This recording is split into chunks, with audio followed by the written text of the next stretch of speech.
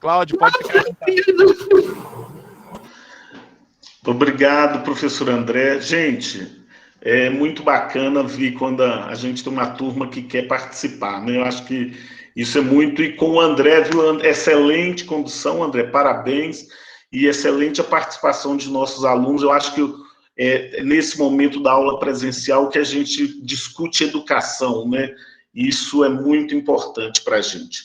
Mas vamos pensar, gente, se a gente pode aumentar o tempo é coisa para a gente discutir mesmo entre nós, tá?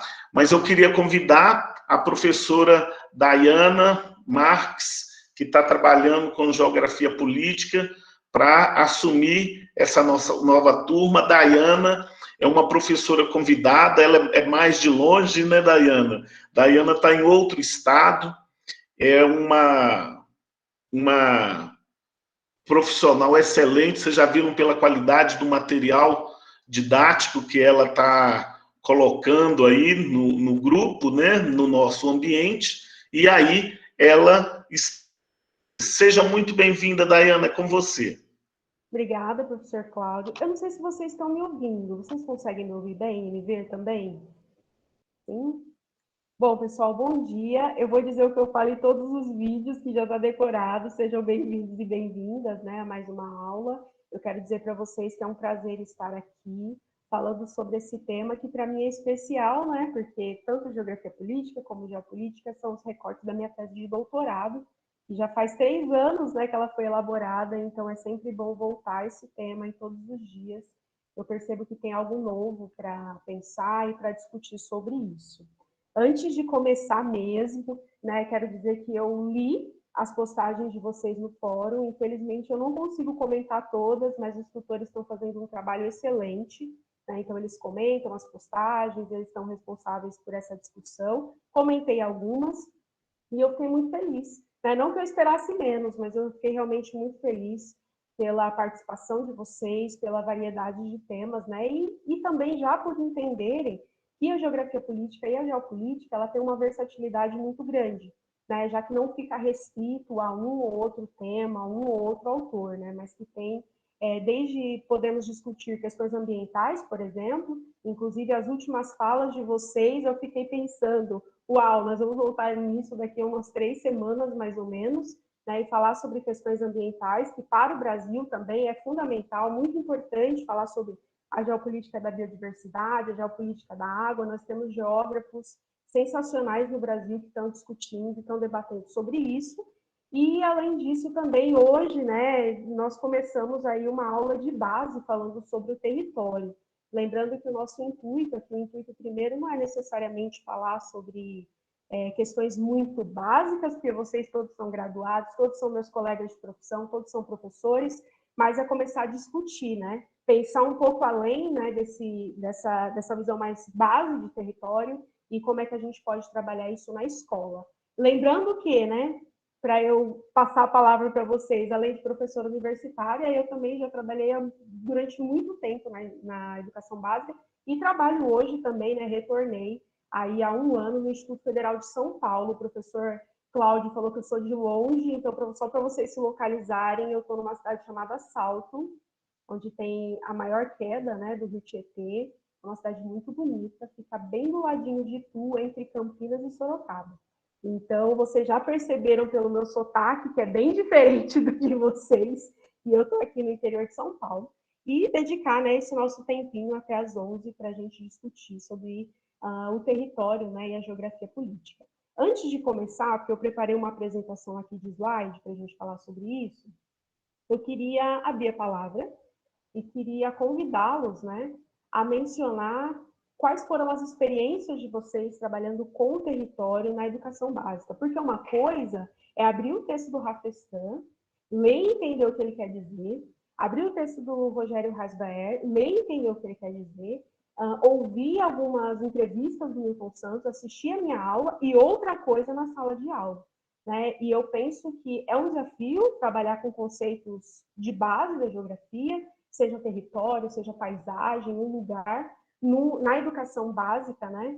E isso requer do professor um domínio muito bom do conceito e, além do domínio, também entender, né, quais são as práticas e os materiais, as estratégias didáticas que podem ser utilizadas. Então, eu queria abrir a palavra para vocês, né, antes da gente falar um pouco sobre o texto que foi lido e também trazer outras referências.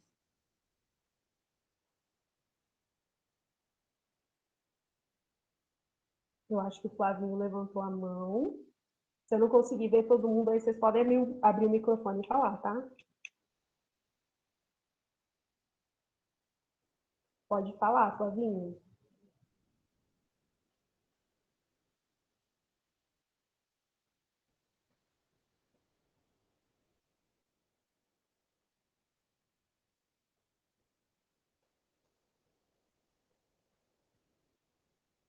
Mais alguém? Bom, então eu vou para a minha apresentação de slide. E é o seguinte, provavelmente eu não vou conseguir vê-los enquanto eu estarei apresentando, mas se vocês tiverem qualquer coisa para dizer, é só me interromper. Professora. Oi! Ei, professora. O pessoal parece que é muito tímido, mas você deve ter observado que eles são excelentes nas colocações, né?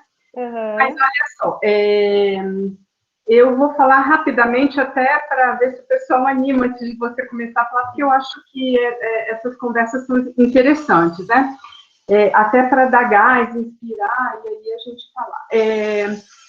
Eu até coloquei lá no fórum o meu lidar com esses assuntos que você traz à tona, como territorialidade, geopolítica e geografia política, são exatamente como Lacoste falou, maçante, enfadonho, esqueci o outro. Zero, professora. Como eu costumo falar para os meus alunos, um quadro branco para a gente escrever.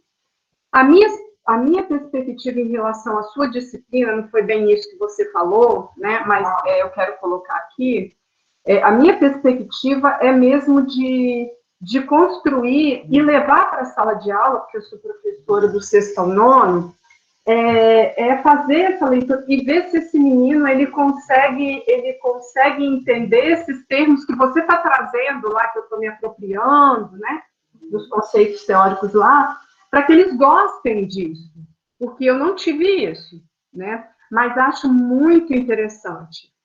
Quando eu me deparava em explicar toda a questão da geopolítica, eu falei, putz, como é que eu vou explicar isso para mim sem que seja maçante, professora? Né? E eu gosto muito de dar show na sala de aula, né? De trazer coisa diferente, que é jogos, que é brincadeira, sabe? Que é entender o mundo. Não precisa do 6º ao 9º ano ser tão sério, porque somos e eles são ainda imaturos, né? Eu falo isso quando eu estou ali no calor da emoção. Né? Nós somos um coletivo e dá muita coisa para fazer, né? Nada individual, sempre no coletivo. Então, eu acho que a sala de aula, eu até intitulei lá minha fala como território escolar. É isso que eu quero trabalhar, sabe? É traduzir tudo isso que você está trazendo, sabe, professora? Para levar, por exemplo, para um 8º ano, para um 7º ano, não uma coisa chata de só discussão, de opinar, não, mas de entender também, né, o mundo que o cerca. É isso. Agora fica com a galera. Um abraço. Obrigada pela participação. Antônio, pode falar. Em cima do que a colega acabou de mencionar, e em cima dos textos que foi passado também para a gente fazer uma lida, é claro que a gente que fica na educação básica, a gente fica um pouco meio afastado, né, dos teóricos, de toda essa linha de pensamento. E aí, eu não sei se você teve a oportunidade de ver lá o meu comentário do fórum, que eu vinculei a geopolítica com a geopolítica do petróleo, né? Porque hoje nós passamos por uma crise de preço do petróleo brasileiro, sendo que a todo momento prega, né, que nós somos super sustentável, mas porém o nosso petróleo ele é impróprio para o refinamento devido a ele ser muito grosso, nós não temos uma tecnologia tão vinculada. Então, assim, eu coloquei daquela forma essa temática e eu pensei em trabalhar com os meus alunos desta forma, vincular os acontecimentos que nós temos dentro do nosso país que são influenciados lá fora. numa sistemática ampla, né? Foi naquela distinção que você colocou para a gente entre a geopolítica e a geografia política. Eu não sei se minha linha de raciocínio está correta, mas eu pensei em trabalhar essas temáticas desta forma. Eu gostaria que você me desse um feedback sobre essa linha de pensamento. Bom, eu acho que eu vou falar um pouco sobre esses dois, né? E depois quem quiser falar mais também pode ficar à vontade. Olha, vou começar primeiro pela do Antônio. Tem uma coisa muito importante na geografia política que vocês vão ver praticamente em todos os textos que nós vamos discutir e trabalhar, que é a questão da multiscalaridade. Então, quando o Antônio fala assim, eu quero trabalhar sobre a geopolítica do petróleo, e eu falo isso para vocês aqui também na aula, fica evidente que, com certeza, é um tema fundamental para se falar sobre política, questões ambientais, sobre conflitos e outras coisas, que o território está presente, mas como trazer isso para a sala de aula? O que o Antônio busca fazer, que é tentar articular com as questões nacionais, é muito interessante. Mas veja, por mais que seja fundamental essa tarefa, talvez aquele aluno que está lá na sala de aula, que vem daquela casa desestruturada, entre aspas, né, que não tem muito apoio para o estudo, que vem com uma defasagem, que já carrega uma série de questões, talvez ele ainda pense, tudo bem, isso acontece no Brasil, isso acontece no mundo, mas por que estudar isso? Então, eu penso que a multiscalaridade, ela realmente precisa ser seguida à risca por nós para tornar esses temas interessantes. Então, além de falar sobre o tema geral, né, sobre o global e falar sobre o nacional, por que não dizer, como é que você vem para a escola? Você vem de ônibus? Esse ônibus, ele utiliza combustível. De onde vem esse combustível? Né? Ou então dizer assim, olha, você sabia que tais produtos, eles são derivados do petróleo na sua composição? Você está usando isso na sua casa, você está usando isso no seu dia a dia. Olha o preço desses produtos. Por que eles são tão caros? Por que no Brasil a gente não produz essas coisas? Você já parou para pensar, né? Agora eu estou pegando a aula do outro professor que ele nem está aqui. Então, vocês guardem as devidas proporções, porque eu não sou especialista na área. É como quando a gente diz assim, né, sobre as questões ambientais, e realmente elas precisam ser discutidas, mas muitas vezes eu penso que eu, como professora, já caí nesse erro, assumo, de responsabilizar o indivíduo, né, de dizer assim, você é responsável pela questão ambiental, não é uma questão individual, é uma questão coletiva, e quando a gente individualiza é um problema. Então, eu vejo que essas questões que são mais pesadas na geografia, quando a gente fala de conceitos, elas precisam ter uma abordagem muito escalar. E aí eu vou para a questão da nossa outra colega. Quando eu comecei a dar aula, gente, a primeira vez que eu pisei numa sala de aula, que foi num cursinho popular, eu tinha 18 anos. E eu sempre falo com os meus alunos que foi a pior aula do mundo, porque eu não conseguia trabalhar nada com os alunos. Imagine o pânico que eu tinha, o pânico que os alunos tinham de me ver, e realmente era uma situação assim muito difícil as minhas aulas. Quando eu saí dali, eu fui dar aula na escola pública aqui no estado de São Paulo. Acredito que vocês conheçam a situação das escolas públicas do estado de São Paulo. A condição de trabalho é muito precária e eu tinha muita dificuldade. Porque enquanto eu estava falando sobre questões mais imediatas, né? Então, aconteceu um fenômeno X, né? Teve um terremoto em tal país, isso eu conseguia trabalhar. Mas quando chegava, né, blocos econômicos e temas assim, eu tinha muita dificuldade. Até que um dia, eu estava preparando aula para o 9º ano, do ensino fundamental, e a aula era sobre Mercosul. E assim, gente, terrível. Eu não gostei do tema.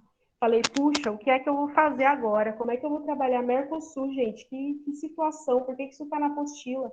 Eu pensei dessa forma. Nessa época eu tinha 22 anos, então dá um desconto para mim, que eu era bem jovem, né? Então eu pensava desse jeito.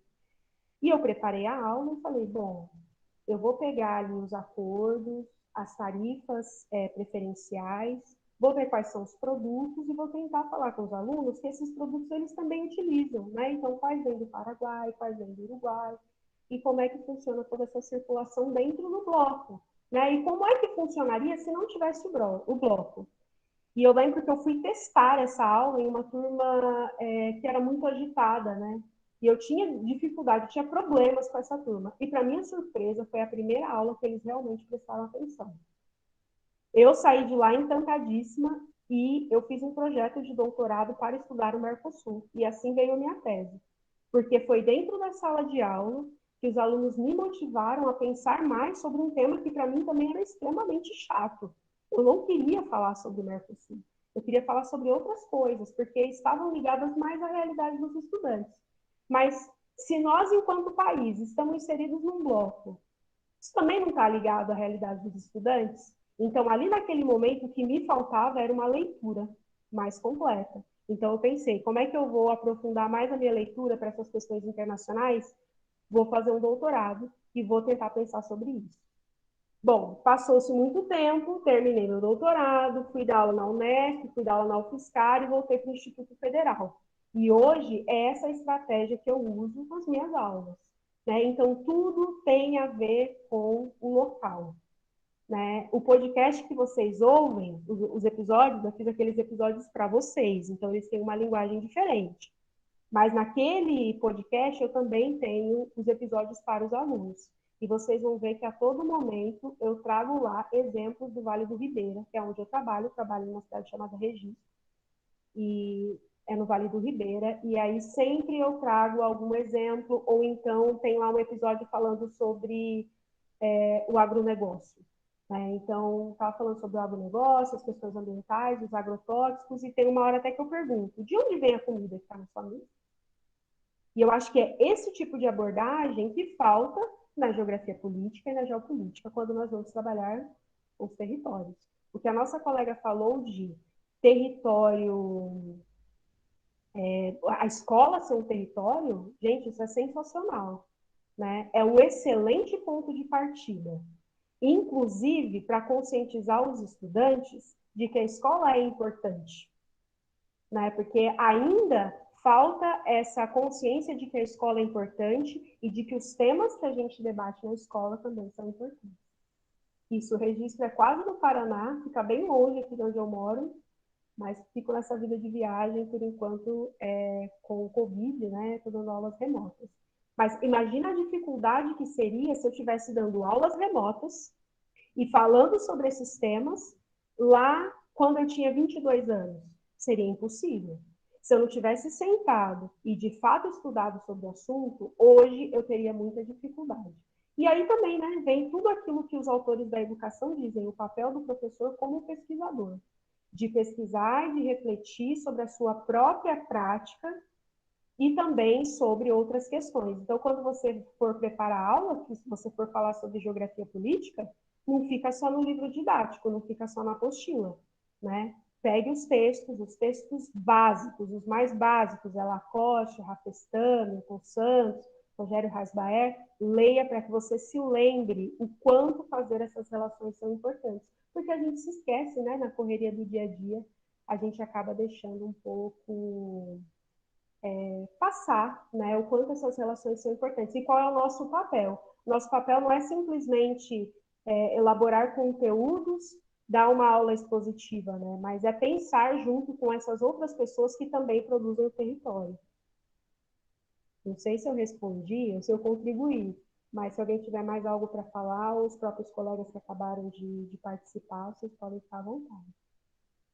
Só para complementar, professor, é o Antônio novamente.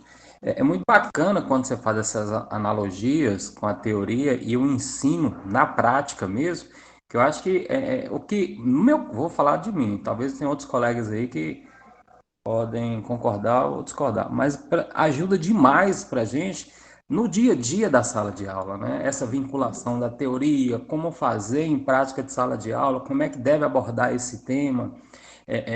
E em cima disso aí, como esse ano eu fiquei com o terceiro ano do ensino médio, eu já estou pensando algumas ideias de como trabalhar esses temas nessa visão da geopolítica e da geografia política. Muito interessante. Respondeu sim, muito obrigado. Tá?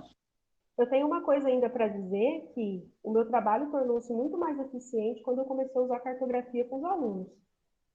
Eu sei que essa não é minha disciplina específica, mas acho que, já dizendo da minha prática como professora na educação básica, tirando a prática como professora no ensino superior, é que a cartografia me ajudou muito, né? Tanto para os alunos mapearem, suas próprias vivências, suas práticas, entenderem as questões políticas ali, como também analisando, né, mapas que já são prontos, e aí estimular essa capacidade de análise também, de leitura, né, dos fenômenos espaciais a partir da cartografia.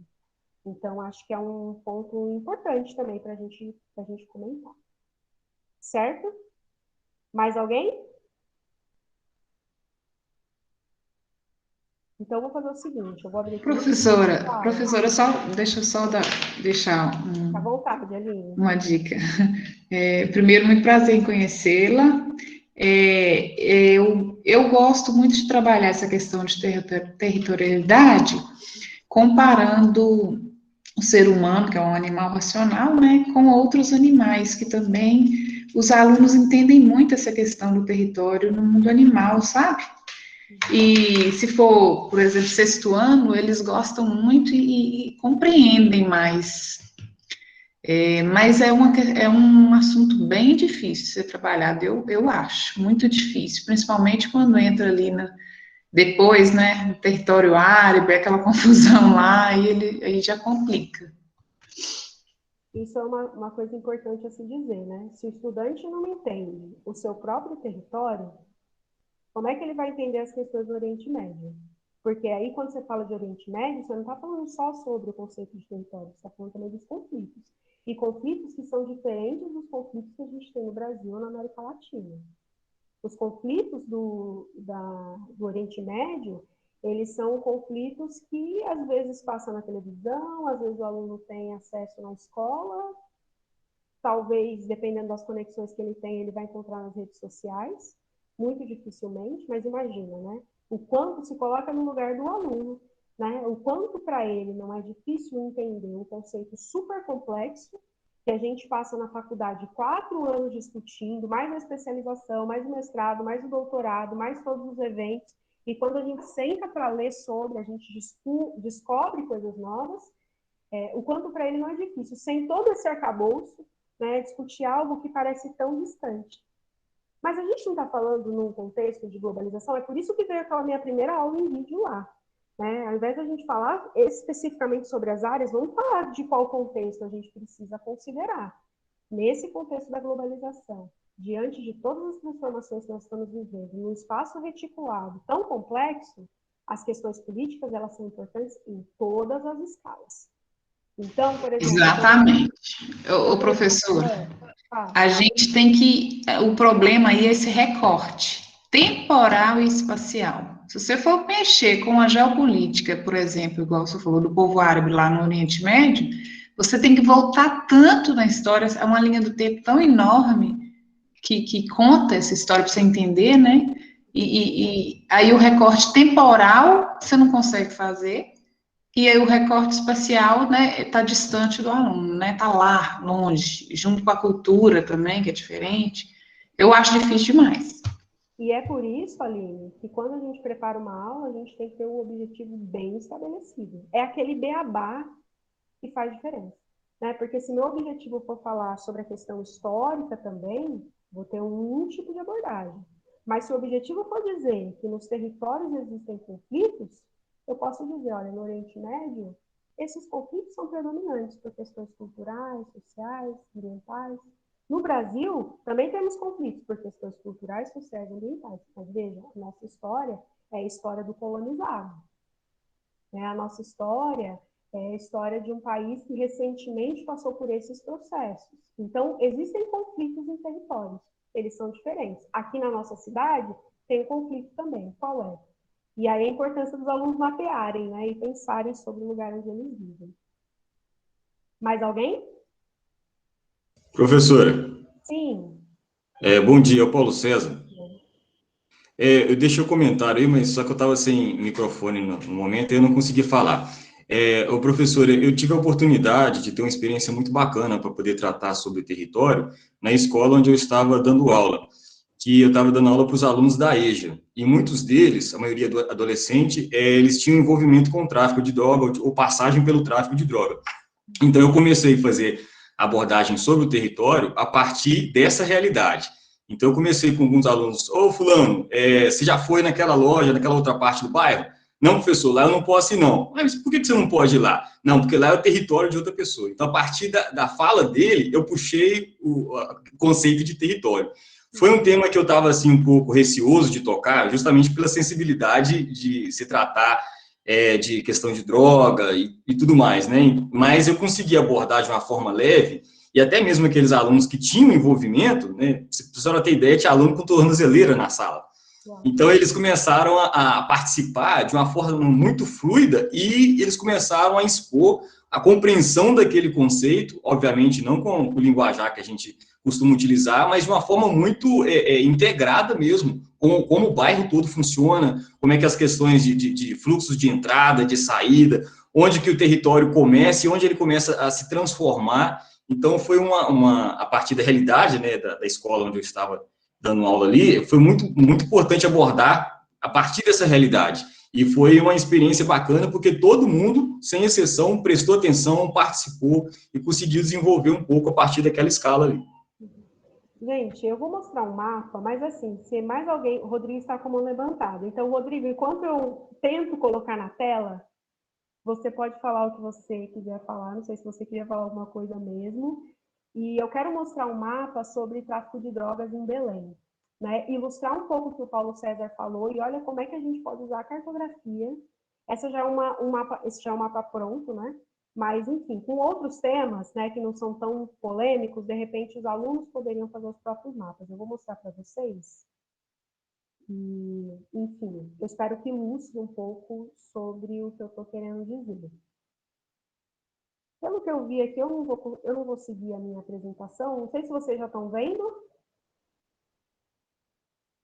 Vocês estão conseguindo ver meu slide? Sim. Então eu vou maximizar aqui qualquer coisa, pessoal. Só abre o microfone e pode falar, porque eu não estou vendo vocês mais.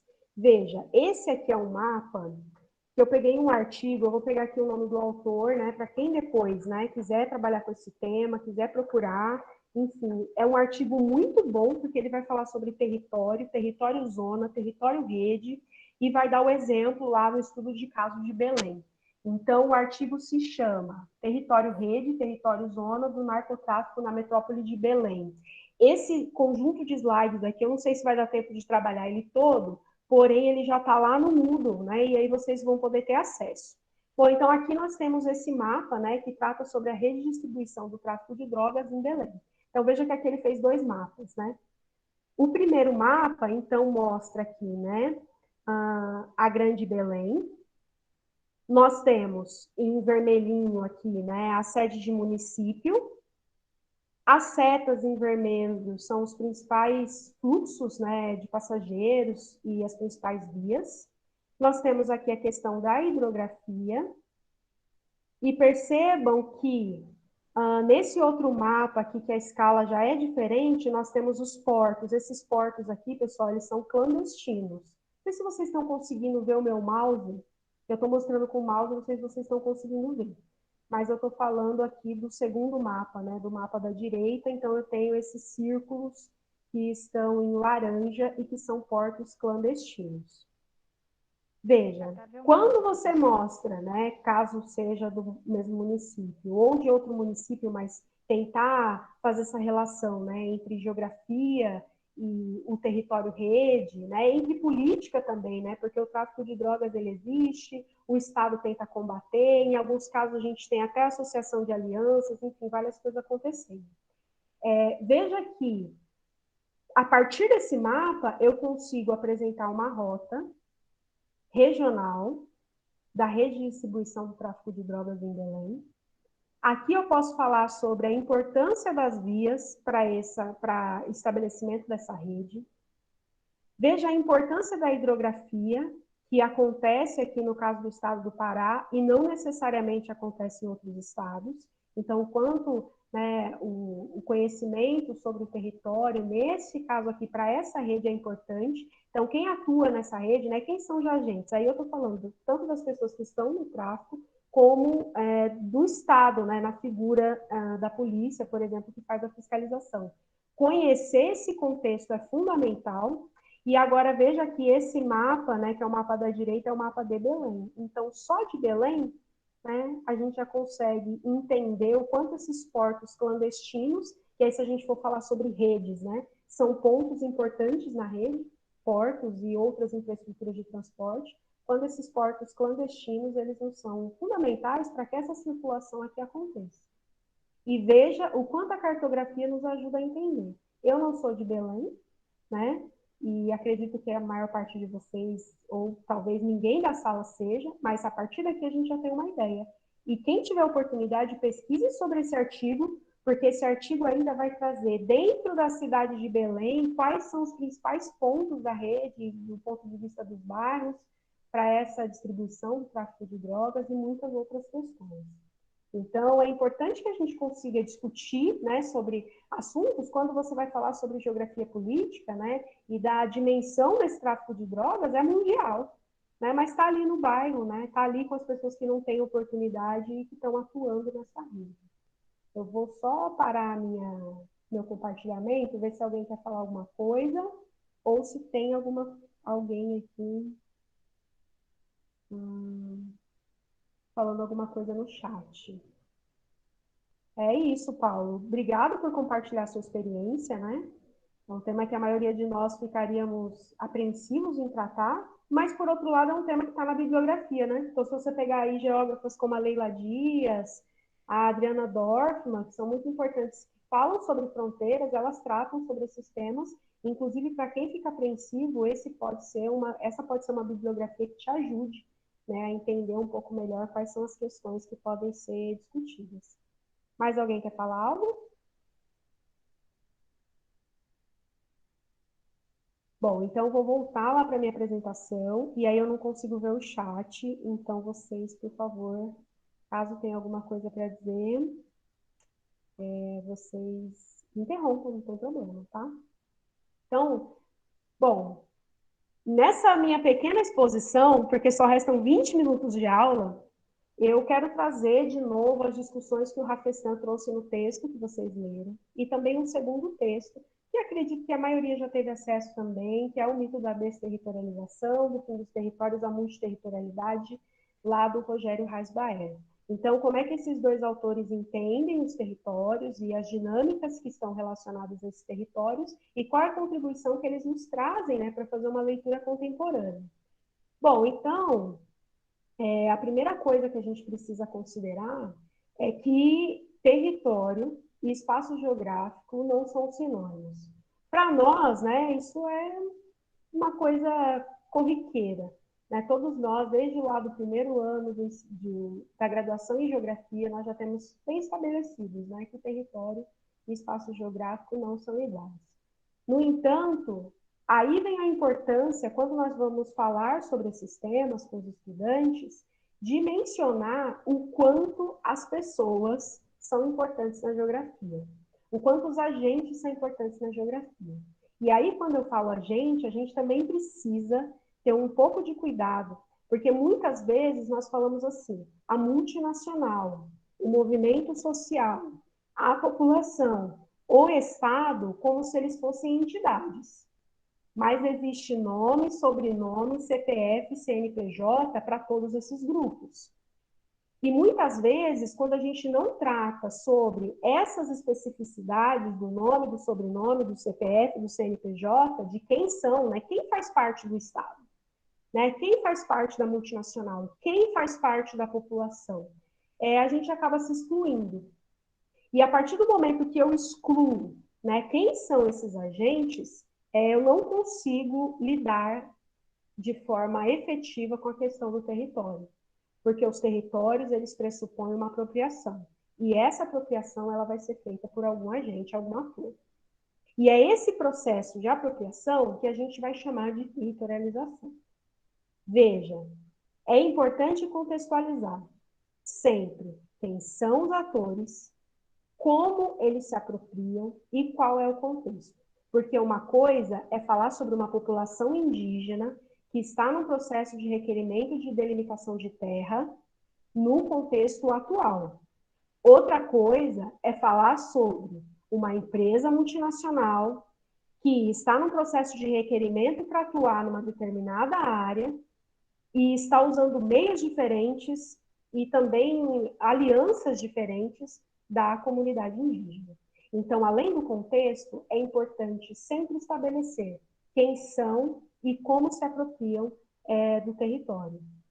E eu vejo que essa é uma das grandes dificuldades, apesar de ser algo simples, mas quando nós vamos dar aula, tem aquele vício, né?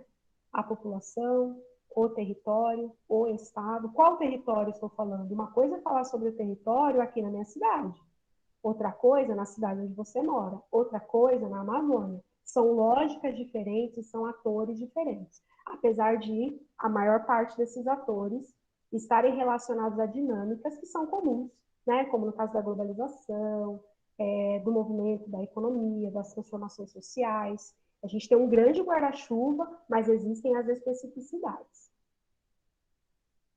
Bom, então o território, ele é um espaço, e aí eu coloquei essa citação lá na atividade de vocês, é um espaço onde se projetou um trabalho, ou seja, existiu uma ação humana para que esse território se conformasse como território, seja por energia, ou seja pela própria ação, ou seja pela informação que se teve desse território. E aí é que a questão torna-se um pouquinho mais complexa, e é por isso que a gente tem que trazer a cartografia. Porque, veja, o território não é só a apropriação material ou simbólica, mas também a representação do próprio espaço. E é por isso que, se eu não me engano, foi no podcast que eu falei sobre o Lacoste. Porque o Lacoste traz uma crítica que é muito importante e é super contemporânea, apesar dele ter escrito isso lá nos anos de 70 e 80, ter pensado sobre essas questões, em um outro contexto da sociedade francesa. O Lacoste traz uma crítica que é a seguinte: a geografia serve em primeiro lugar para fazer a guerra. A geografia é tão importante e o conhecimento estratégico é fundamental para todos os agentes que, por outro lado, nós temos um processo de negligência dessa disciplina que é tão importante para entender o mundo. E aí a gente precisa ler esse autor e precisa entender bem a contribuição dele. Esse dia eu estava no Facebook e estava num grupo de professores, e aí alguém colocou assim: você concorda com essa afirmação? A geografia serve em primeiro lugar para fazer a guerra, e colocou o nome lá do autor, do Lacoste. E pasmem, a maior parte dos professores dizia que não era a favor, porque hoje as guerras não necessariamente elas são ligadas a questões geográficas. Mas o que me chocou mais foi a leitura inadequada desse autor. Porque o que ele está dizendo não é necessariamente que a geografia serve só para fazer a guerra, mas que ela é um conhecimento estratégico. E um conhecimento importante para que a gente consiga entender qual é o papel, né, na sociedade que cada um de nós tem. Então, quando nós levamos essa geografia para a sala de aula, ela precisa fazer sentido, ela precisa dizer para o indivíduo qual é o papel dele nesse território, nessa sociedade. E aí é quando a geografia não consegue dizer qual é o papel desse indivíduo e não consegue fazer sentido para ele nessa vida cotidiana, é que a geografia se torna enfadonha, é que a geografia se torna desinteressante. E aí lá no texto Lacoste nos traz, né, essa referência da geografia dos estados maiores e da geografia da escola, a geografia dos professores. E veja que para quem teve a oportunidade de ler esse texto, entendeu também o papel que ele traz da cartografia. E aí a gente volta para o Rafael. Professor, oi. Você falou que podia te interromper, né? Sim, pode falar. Se tivesse uma pergunta. Sim. Não, só voltando aqui, a ideia de território do Afeganistão, é nesse processo aqui que separa, então, o espaço do território, nesse que você está citando. Exatamente. É o processo da ação, o processo do trabalho, que separa o espaço do território. Enquanto isso está sendo feito, porque uma coisa é o território consolidado, uma coisa é a terra indígena demarcada. Esse é o território. Mas enquanto existe esse processo de transformação, é que nós temos a territorialização. E uma vez que esse território está consolidado, a gente tem a territorialidade. Entendi. É um processo que meio que separa, tá? Isso aqui é um espaço que é impalpável, então ele envolve tudo que está Então, mas veja bem, aí é que vem uma discussão também importante. O território, gente, é um conceito. O espaço geográfico é uma categoria. A categoria, ela existe independente de Diana, pesquisadora, ir lá, sentar e pensar sobre esse espaço. Obviamente que tem muitos pensadores importantíssimos, como Milton Santos, que pensou sobre o espaço geográfico. Mas o território, ele é um conceito porque ele depende da ação humana para existir. Então, imagine lá períodos de evolução geológica, enfim, várias eras. A partir do momento que a gente assume que não existia vida, digamos assim, nós temos um espaço. O território surge quando a gente se apropria dele a partir de um trabalho ou a partir de uma informação. Aí existe o território. Hoje, nos dias atuais, pensando no sentido do Brasil, seria impossível falar que não existe território. Por quê? Porque nós temos um país ocupado, densamente ocupado no litoral, e alguns, entre aspas, vazios. Só que esses vazios, eles também estão sendo apropriados, seja pelos latifundiários, seja pelas grandes empresas, e, inclusive, é isso que gera os conflitos, por exemplo, com as populações tradicionais. Então, seria impossível dizer que no Brasil não temos um território, nós temos o nosso território nacional, que passou por todo esse processo. Mas aí, quando a gente escreve, por exemplo, a gente fala do espaço geográfico. Por quê? Porque o espaço geográfico ele é anterior ao território. O território ele existe a partir dessa apropriação. Eu não sei se eu te confundi mais ou se eu consegui dizer. Não, professor, você não confundiu, não. Isso foi bem claro. Tem uma dimensão hierárquica também. Não é necessariamente hierárquica, é abrangente. Tá. É como dizer que não existe território sem espaço. Entendi. Mas o espaço, sem a apropriação, existe sem o território. Entendi. Estão coexistindo, então, dependendo da força do trabalho, ele vai... Exatamente. Obrigado. De nada. Mas aí é que vem o agente complicador, né? Que eu falei que a gente ia voltar no Rafestan.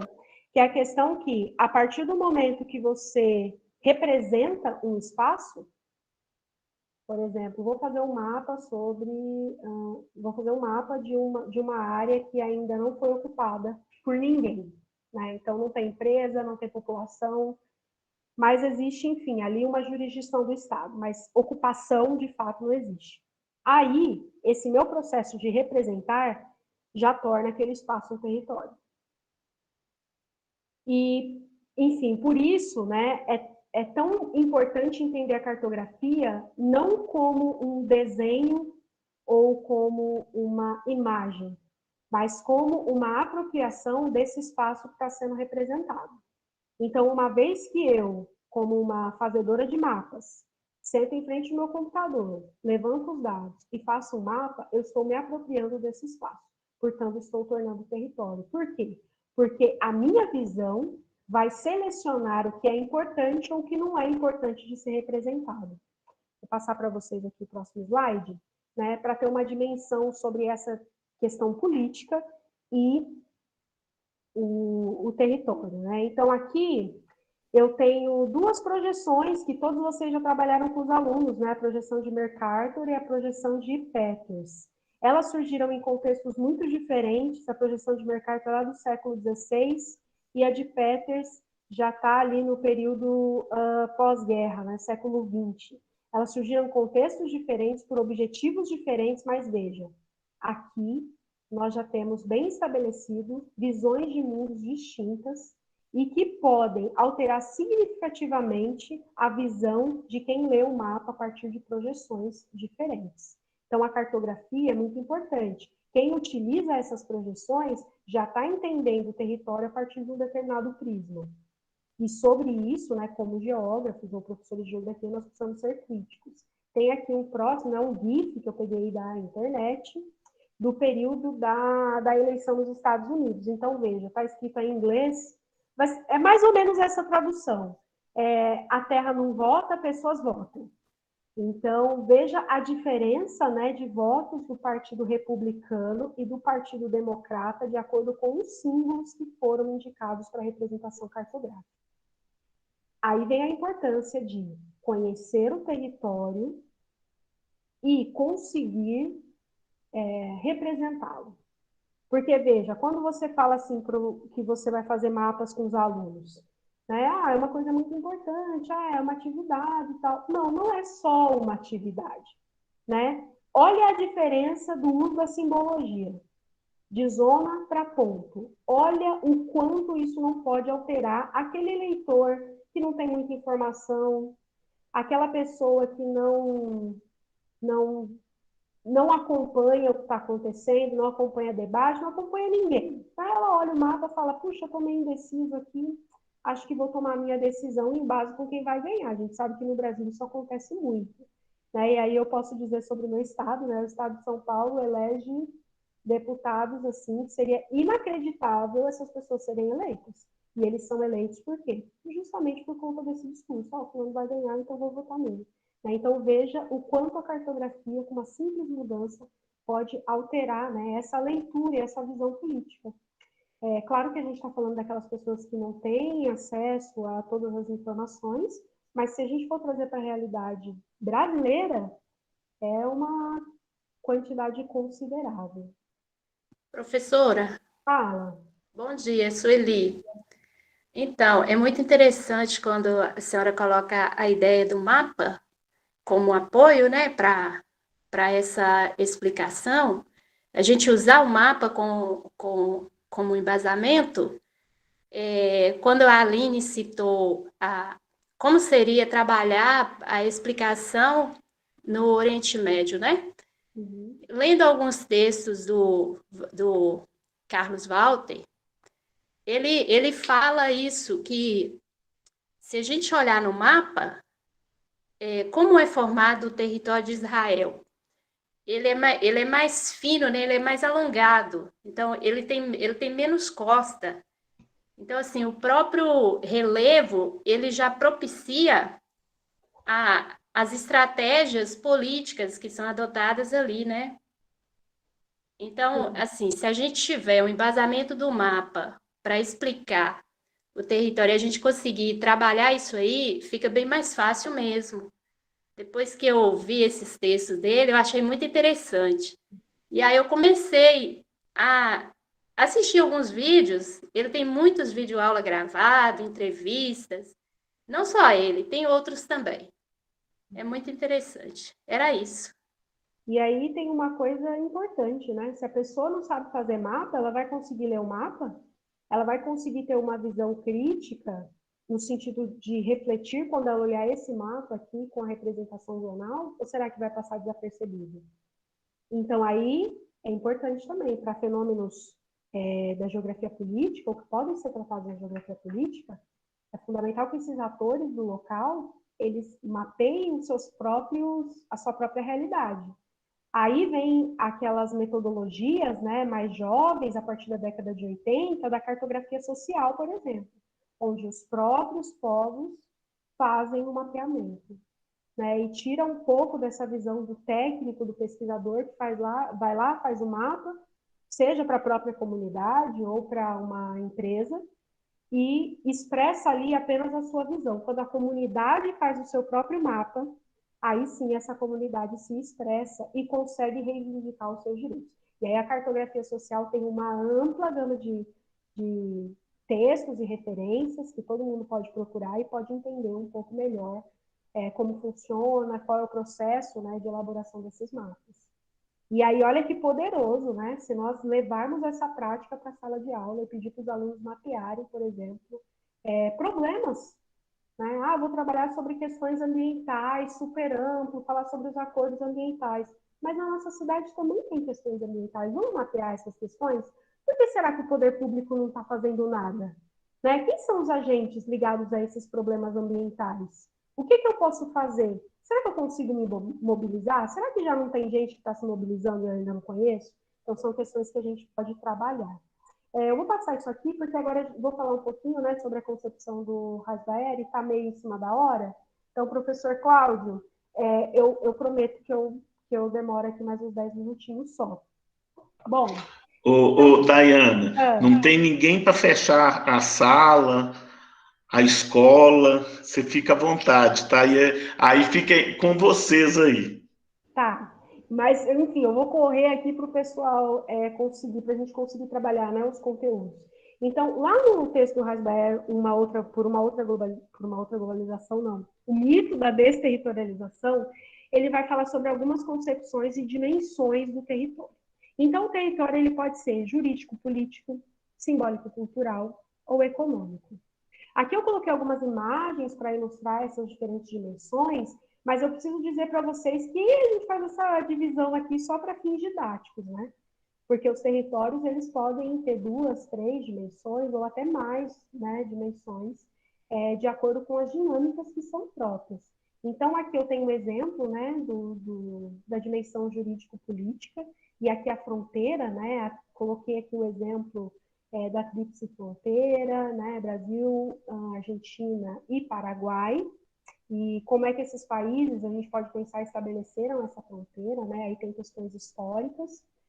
Bom, temos aqui uma fronteira econômica, no caso, criada pelo Mercosul, né, então dentro do Mercosul, ou países que são associados ao bloco, você pode viajar só com a identidade, né, tem algumas tarifas que são menores em relação a terceiros países, né, a questão da legislação, muitas vezes ela é acordada e é unificada, né, digamos assim. Coloquei aqui o exemplo de uma empresa também, né, a Bayer. A Bayer é uma multinacional alemã que atua aqui nessa tríplice fronteira, é uma indústria que trabalha com produtos farmacêuticos e também produtos para agricultura. Então, é muito comum, né, a atuação nesses países, até porque somos países que produzem commodities. E aqui também uma outra dimensão do território, que a gente tem uma reserva indígena, Ocoí, que fica a 40 quilômetros de Foz do Iguaçu, bem próximo aqui ao marco das três fronteiras, e que já tem uma outra dimensão, né, uma dimensão simbólica e cultural do território. Então, veja, o território, ele tem diferentes dimensões e ele também tem diferentes significados. Aí, de novo, a importância dos agentes. Porque para a Bayer, esse território aqui é uma coisa. Para a população indígena é outra. Para o Mercosul, a gente não está falando só sobre questões econômicas, né, mas legislativas, a integração regional, como é que esses países entram em acordo. E ainda tem a população que mora aqui. Né? Então, quem mora em Foz do Iguaçu ou quem mora em Cidade do Leste, por exemplo, a pessoa que mora em Cidade do Leste, ela pode acordar de manhã e trabalhar em Foz do Iguaçu. Então, tem essa noção de contiguidade que a gente que não mora lá, e muitas vezes o Estado, né, que faz parte do Mercosul, não tem essa mesma percepção das pessoas que moram aqui. Então, é muito importante considerar todas essas dimensões, até para ter uma abordagem, né, que contemple diferentes temas e também a complexidade, né, que são os territórios. E aí o Hasbaer, ele vai trazer uma discussão que ele fala assim, ó, a gente tem 2 tipos de dualidade, o binômio materialismo-idealismo e o binômio espaço-tempo, quando a gente vai conceituar o território.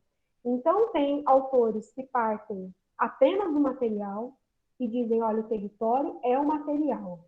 O território são os objetos, o território é o marco da fronteira.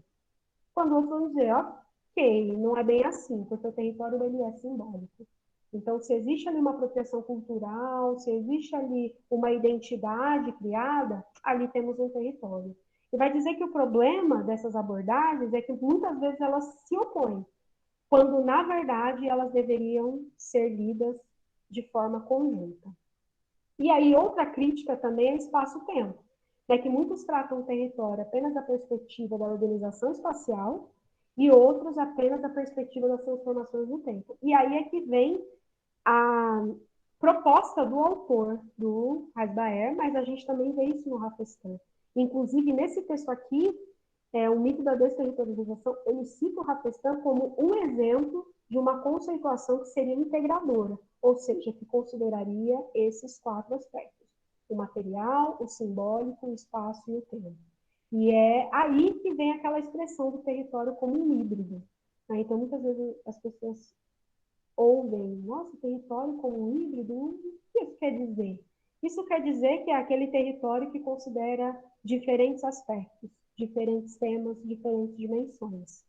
E integradora, né, considerando, então, essas relações entre esses temas e entre essas abordagens e dimensões. Bom, isso eu já falei para vocês, né, quando eu mostrei o mapa, que a territorialização, então, vai ser esse processo, né, de apropriação do espaço geográfico. Quando esse processo termina, né, ou é concluído, a gente pode falar sobre territorialidade. Claro que isso não acontece como gavetas, né, que separam. Então, primeiro você tem só o espaço, depois a territorialização, depois a territorialidade, aí a desterritorialização e depois a reterritorialização. Não. Esses processos, eles estão acontecendo simultaneamente. E aí, o que vai depender? Vai depender da escala que nós estamos analisando. Né? Então, se você está analisando o município X, talvez esse processo possa até acontecer de uma forma mais separada. No entanto, em outras realidades, não necessariamente. É por isso que é importante, né, ter acesso a essas discussões e conseguir pensar com nitidez sobre elas. Aí a gente consegue analisar a realidade e, mais complexo ainda, consegue levar para a sala de aula. Vou passar um pouquinho e aí a gente chega no nosso tema final, né? Se alguém quiser falar alguma coisa, pode falar, tá? Bom, segundo o Heisbaer, nós temos nesse... Professora. Oi, pode falar. Bom dia, tudo bem? Bom dia. Professor, quando eu falo territorialidade, um exemplo, o conflito que ocorreu em Ruanda em 1994, né, entre os Tutsis e os Hutus. Eu posso falar que os Tutsis e os Hutus são consideradas territorialidades? Pode Porque falar. Eles estão em determinado território? Sim. E é essa relação de poder que vai definir a territorialidade. Porque, veja, o que é o território? Ele é a apropriação. Essa apropriação, ela não acontece de forma natural. Ela vem a partir de um conflito. A gente pode chegar até o conflito nas últimas consequências, que é a guerra, né, o conflito armado, ou então conflitos como, por exemplo, o Estado e a população local, e de repente o Estado quer desapropriar uma área para construir uma rodovia. Esse é um tipo de conflito. Então, quando eu tenho conflito, nesse processo de territorialização, eu também consigo ver entre os dois grupos a tentativa de imposição de uma territorialidade. E aí, né, quando eu falo de conflitos entre grupos diferentes e que às vezes um grupo, né, acaba ficando com aquele território, então eu posso dizer que ali, naquela relação de poder, e essa semana agora, que vai começar na segunda, a gente vai falar sobre relações de poder, que aquela relação de poder caracterizou. Então, a sua leitura está correta, é isso mesmo? Mais alguém? Professor, de novo aqui. Eu acho que dá até... Aqui em Belo Horizonte, a gente tem a ação de pichação aqui, ela é muito evidente em BH, né? Pichação é tipo as pessoas que escrevem na parede, né? Para passar um tempo, explorar a cidade, mas... E aí, será que é possível estudar a questão do território, desterritorialização, por esse viés grafite de pichação? Uma vez até que, por exemplo, tem uns contextos aqui de conflito que, tipo assim, um pichador nunca picha em cima do nome do outro, porque isso aí já gera aí uma treta entre eles, entendeu? E aí tem uma questão simbólica aí, né, do nome da pessoa, do muro, quem vai pegar o muro, a posição da sigla em cima que eu falo acima, não sobreposto, acima ou embaixo. Quando tem sobreposição tem atrito. Será que seria possível, assim, aplicar, assim? É possível. Eu não vou me lembrar o nome agora da pesquisadora, mas tem uma pesquisadora da URGS, no Rio Grande do Sul, que ela pesquisa a escrita de rua. E eu vou te citar um fato, né, que provavelmente vocês acompanharam aí pelos jornais, enfim, sites e redes sociais, que foi o caso de São Paulo. Quando o Dória assumiu, o que ele fez? Ele achou que a cidade estava muito colorida. Aí ele foi lá, teve uma iniciativa, né, de pedir para os trabalhadores da prefeitura pintarem algumas partes da cidade de São Paulo.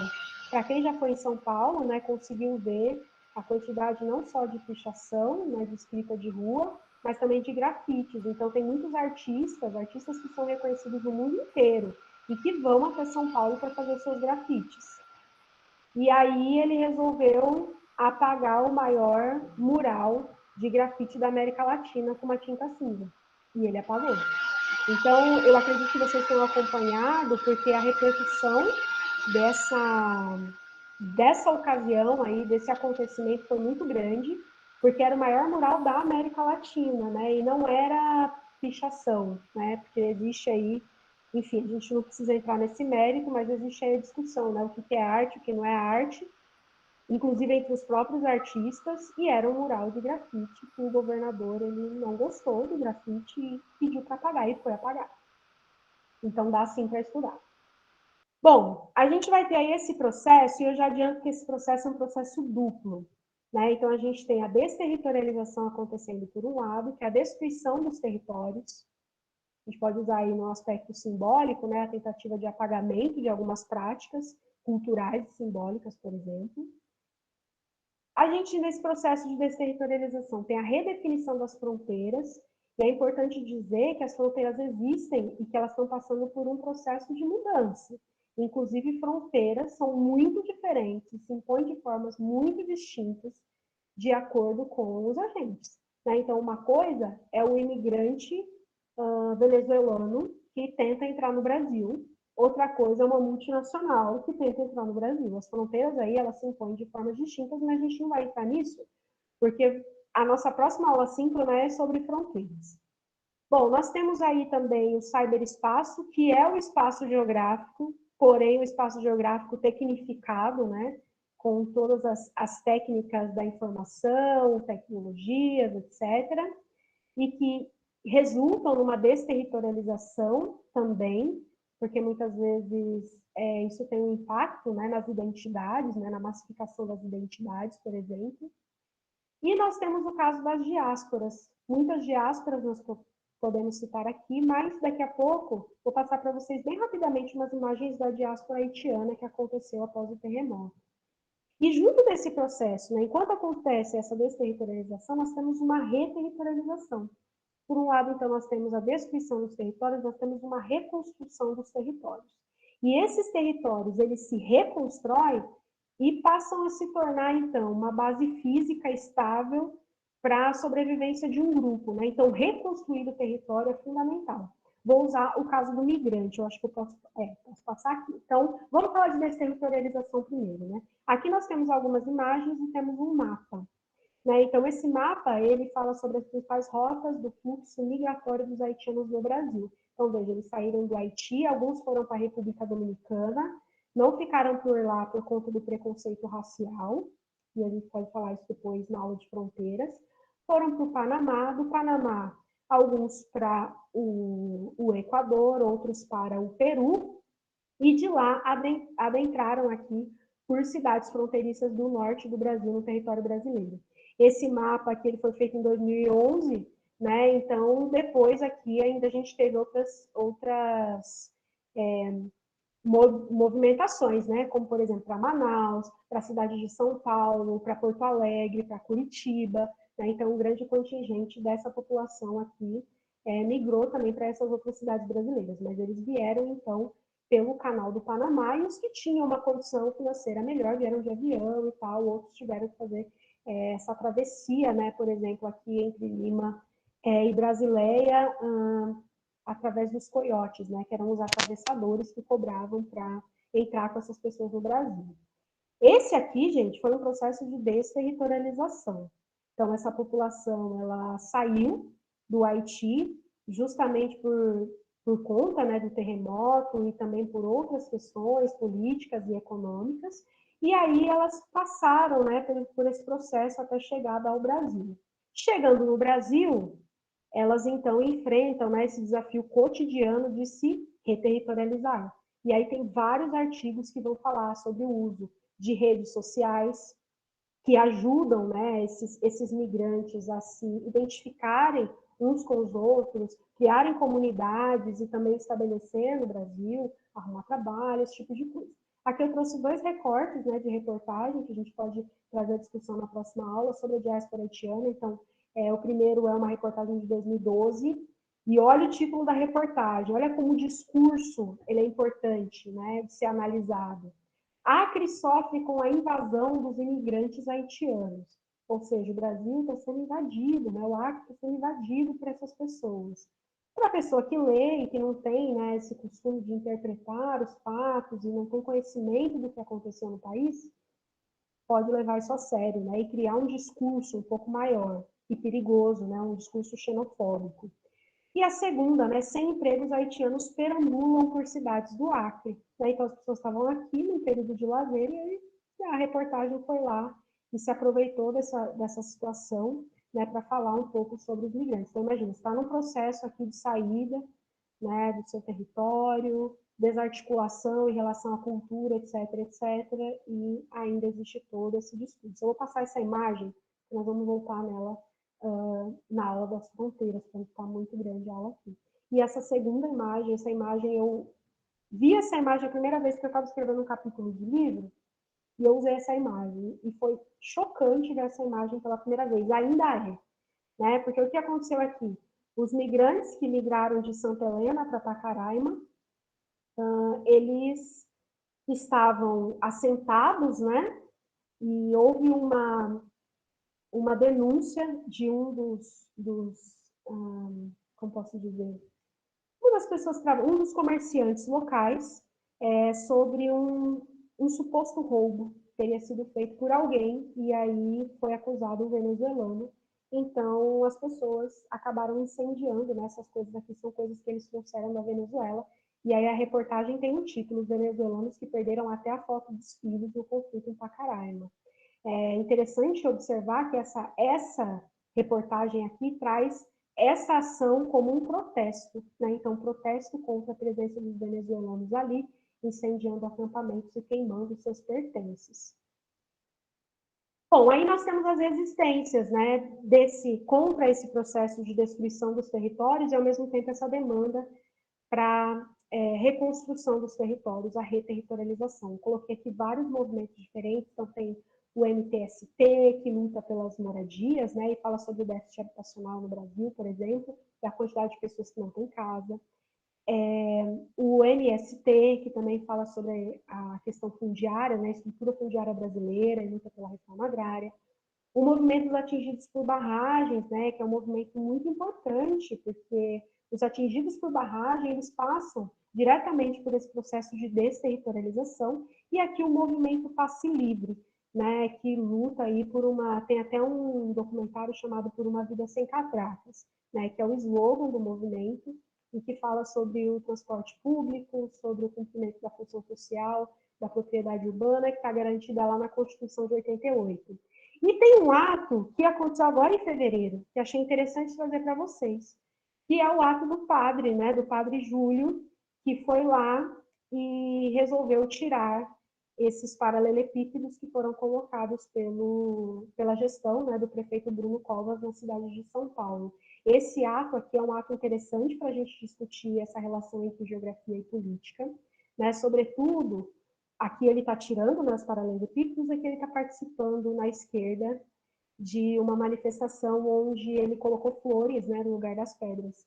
E ele utilizou, né, o Twitter para divulgar aquilo que havia sido feito, e essa discussão tomou uma proporção maior, tanto que na cidade de Santos, gente, no dia 7, que foi o dia seguinte, né, desse ato dele de ir lá colocar flores, houve um movimento de retirada também dos paralelepípedos embaixo de um viaduto lá na cidade de Santos, que fica no litoral de São Paulo. Bom, aí nós temos a diferença, né, entre território-zona, que é aquele território da proximidade, da contiguidade, e depois vou falar para vocês sobre o território-rede e aglomerados de exclusão. Então, aqui a gente pode trazer um pouco mais esses casos, né, na aula de fronteiras, mas temos a referência no território-zona de integração, como no caso das cidades gêmeas, trouxe aqui o exemplo de Ponta Porã e Pedro Juan Cabaleiro. Então, veja que aqui tem uma linha vermelha que não dá muito para perceber onde termina uma cidade e começa a outra. Então, as lógicas aqui territoriais são diferentes, né, do que fronteiras em conflito. E aqui eu trouxe uma outra, né, que é a construção lá do muro entre Tijuana e San Diego, nos Estados Unidos. Tem essa instalação aqui que eu acho sensacional, que é a instalação do artista J.R., que ele fez, né, um menino olhando, né, por cima do muro. Então, traz uma crítica social muito importante para esse momento que a gente está vivendo. Então, esse é o território urbano, da proximidade, da contiguidade. A gente tem o território rede, então, que é a rede, né, formada por pontos que se conectam. E aí são territórios que são descontínuos, dinâmicos, que trazem aquele desenraizamento, né, cultural, simbólico, enfim, e que eu já falei um pouco disso, né, para vocês lá naquela aula em vídeo da primeira semana. Então, posso passar por esse slide. Aqui nós já falamos, né? Bom, e por fim, temos os aglomerados de exclusão, que são aquelas pessoas que são relegadas à situação de extrema pobreza e miséria, onde o Estado muitas vezes não tem controle ou não quer ter o controle sobre a situação. Faltam políticas públicas, né? Então, aqui eu trouxe, né, 3 exemplos muito diferentes. Então, tem uma favela de Belo Horizonte, favela aglomerado da Serra, que nessa reportagem que estava comemorando 100 dias sem homicídios, né, nessa favela. Então, a condição de vida que as pessoas vivem no Brasil, nessas submoradias, é muito difícil, né? Falta de tudo, falta saneamento básico, pavimentação asfáltica, enfim. Trouxe aqui também um exemplo, né, de um campo de refugiados em Sudão do Sul, que abrigava 300 mil pessoas em 2006, né? Então, em Uganda, pessoas que saíram do Sudão do Sul por conta dos conflitos com o Sudão, né, que chegaram a Uganda e que estavam provisoriamente em um campo de refugiados. Esse campo de refugiados só vai aumentando, né? Então, nós temos campos de refugiados sírios, enfim, em diferentes regiões, né, e também contextos. E, por fim, também nos campos aglomerados de exclusão, nós temos aqui as pessoas em situação de rua. E lá em Salvador, no ano de 2017, eram 20 mil pessoas, segundo o Ministério Público. Então, imagine, tem muitas cidades no Brasil que não chegam a 20 mil pessoas. Né? Então, você tem 20 mil pessoas morando nas ruas em uma das principais cidades do país. Só um dado muito preocupante. E para a gente finalizar, e aí depois eu passo a palavra para vocês, caso alguém queira falar, é que falar sobre território, territorialidade, desterritorialização e reterritorialização, é sempre importante considerar o contexto, os atores e quem são essas pessoas que estão se apropriando do espaço geográfico.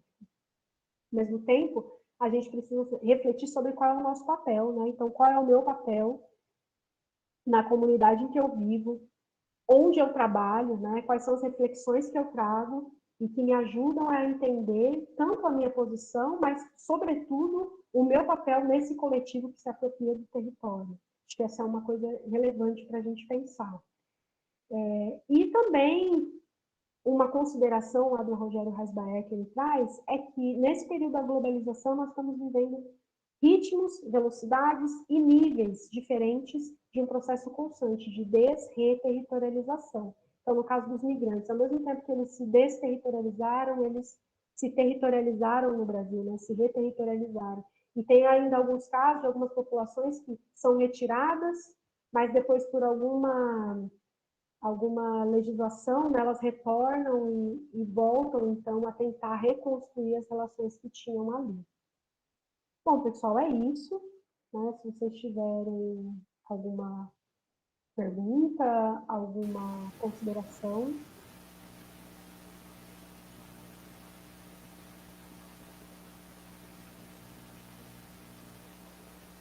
Sei que já é meio tarde, mas ainda tem uns 5 minutinhos, né, para a gente finalizar a aula.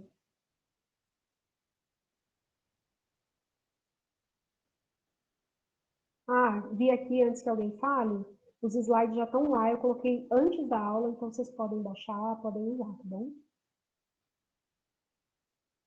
Professora, muito boa a aula. Obrigada.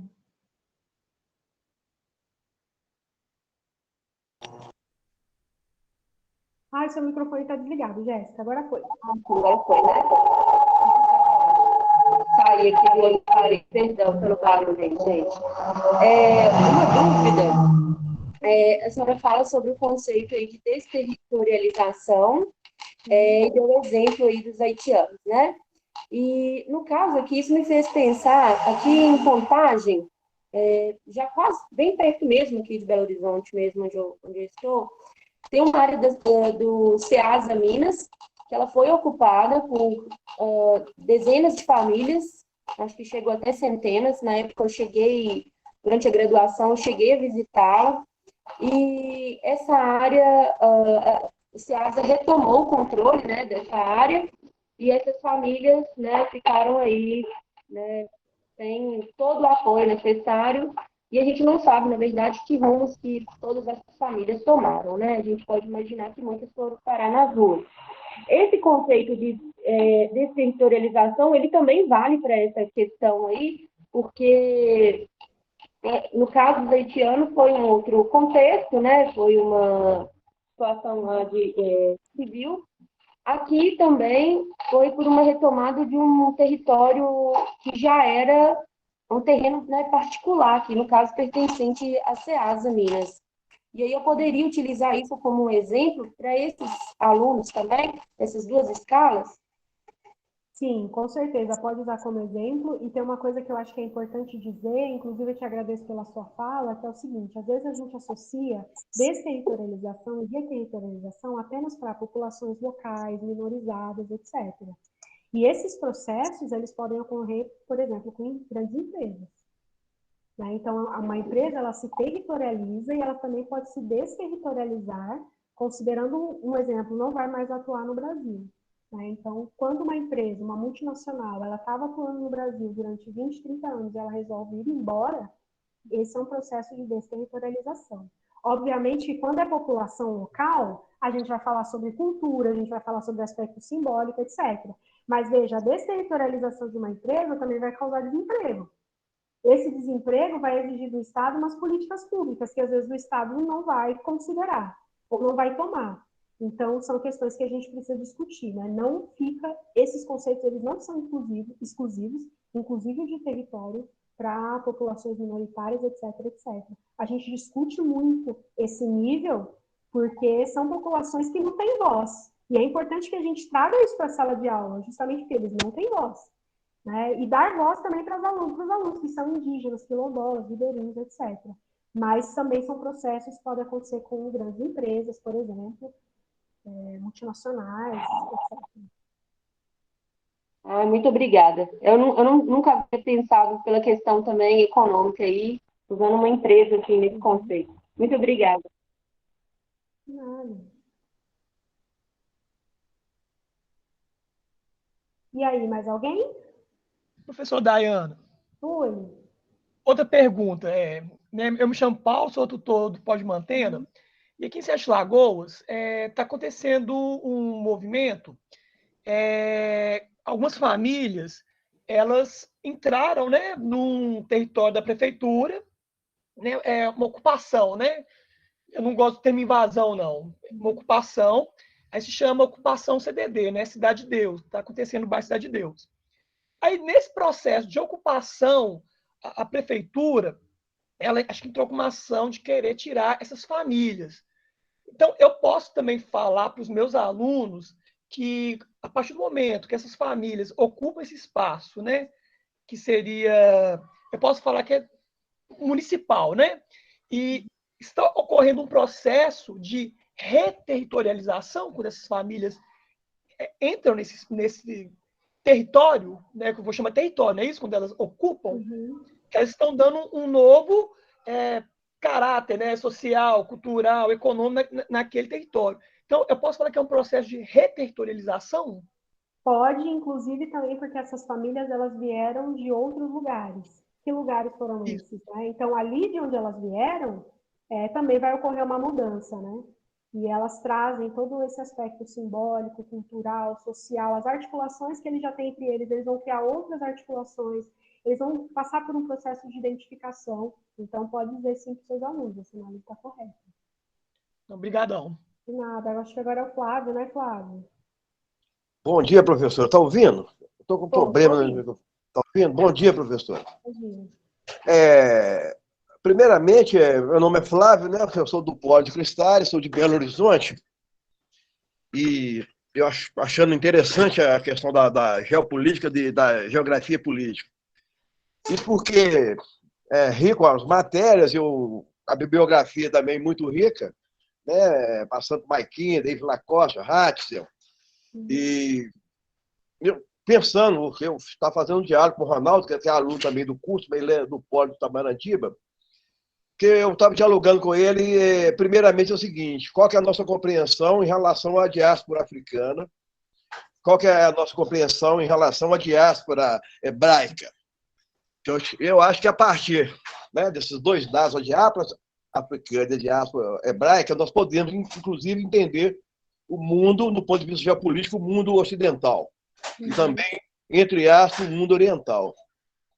Dizendo isso, claro que é normal entender o processo de globalização, como é que é esse processo de globalização, como se deu, né, a formação dos blocos econômicos. Na verdade, na contemporaneidade hoje, os blocos econômicos que perpassa toda a discussão em relação ao capital, em relação ao território, né? No meu pensar, eu acho que os blocos econômicos que ditam as regras, que criam os conceitos. E, nesse sentido, a gente, discutindo a questão do Brecht, e até chegando no golpe de 2016 aqui no Brasil, inclusive para pensar a geografia política. E não entender, no golpe de 2016, esse movimento aí que eu vou chamar, né, que eu estou tentando ainda me aproximar, essa Lava Jato. Eu estava falando com ele que eu acredito que a Lava Jato é geopolítica porque, além de envolver os Estados Unidos, além de envolver a Suíça, envolve o Brasil e é uma política de Estado do governo americano. Né? Então, não só a nossa grande discussão, porque entrou a Colômbia em relação dos capital financeiro, das grandes indústrias brasileiras, igual a Odebrecht, a Oas. A senhora acha que esse caminho de raciocínio está dentro da questão da geopolítica? Eu posso estar criando isso dentro da geografia política? Eu vou responder rapidamente, e aí, como mais ninguém levantou a mão, aí depois eu vou passar a palavra para o professor Cláudio. Pode sim, acho que é uma linha de raciocínio muito interessante, e acho que a gente também precisa observar um movimento contemporâneo, que é o seguinte: o Brexit, ele demonstra algo interessante que está acontecendo. Será que a tendência agora vai ser a partir dos blocos? Essa reflexão que eu estou trazendo aqui para vocês não é uma reflexão que tem resposta, tá? Porque eu estou tentando pensar sobre isso também. Eu lembro quando eu defendi a minha tese, uma das perguntas foi: e o Brexit? Será que vai ser uma tendência a partir de agora? Quando o Bolsonaro entrou no governo, houve um começo de discussão para o Brexit. Não foi para frente por enquanto.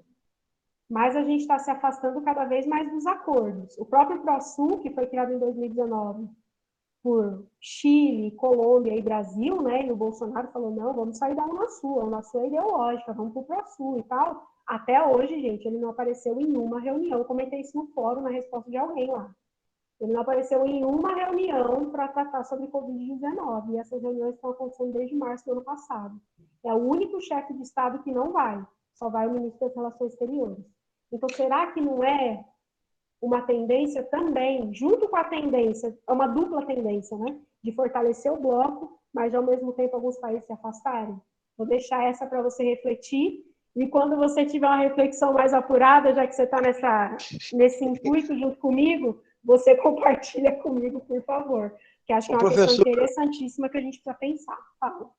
Professora, quando a senhora colocou do Catraca Livre, eu tenho meu pé atrás, porque através do movimento de Catraca Livre que foi dado o golpe no Brasil em 2016. Eles fizeram um movimento por causa de 20 centavos lá, na passagem de São Paulo. Através desse movimento, foi capitaneado pelo Instituto Lema, né? Paulo Lema, né? A direita se organizou internacionalmente, né? O Grupo Milênio. Aí ganharam esse movimento Catraca Livre, e através do Catraca Livre vieram a questão da Copa, né? Só recapitulando a política e a geografia política do Brasil. Então, o movimento Catraca Livre, ele foi um movimento legítimo, claro, mas ele perdeu a linha. Eu penso que assim, essa apropriação... O golpe da Primavera Árabe, né? Vamos pensar aí a geopolítica.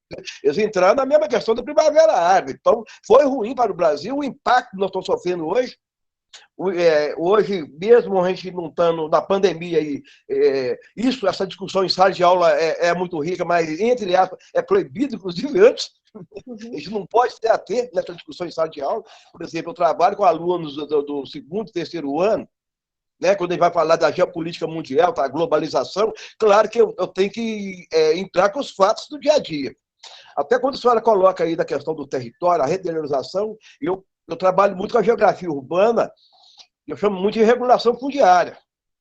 E dentro da regulação fundiária, quem vai os limites, quem são o poder, quem são o dono da terra.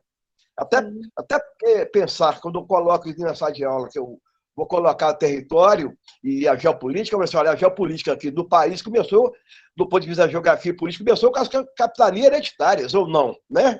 Então você tem essa aí, para descobrir aí, o golpe militar de 64, como é que foi povoado o norte e o nordeste, né? Foi o golpe de 64, a Amazônia, então, isso é geografia política. Né? E a geopolítica é como os Estados Unidos, entre a Guerra Fria, se é comunista ou não, que intercedeu dentro da educação, que dividiu o Brasil também. Né? O Brasil, quando dividiu o Sudeste e o resto. Eu concordo com a sua leitura, ô Flávio. Eu vou terminar. Sim, desculpa. Eu vou concluir, que a tua tela está passando pelo limite.